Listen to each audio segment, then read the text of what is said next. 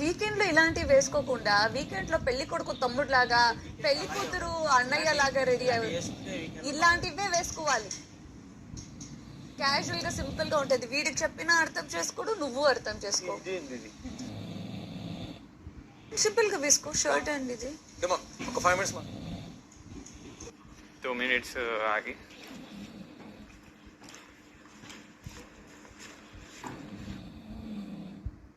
ఏంటి మధ్యలో రింగ్.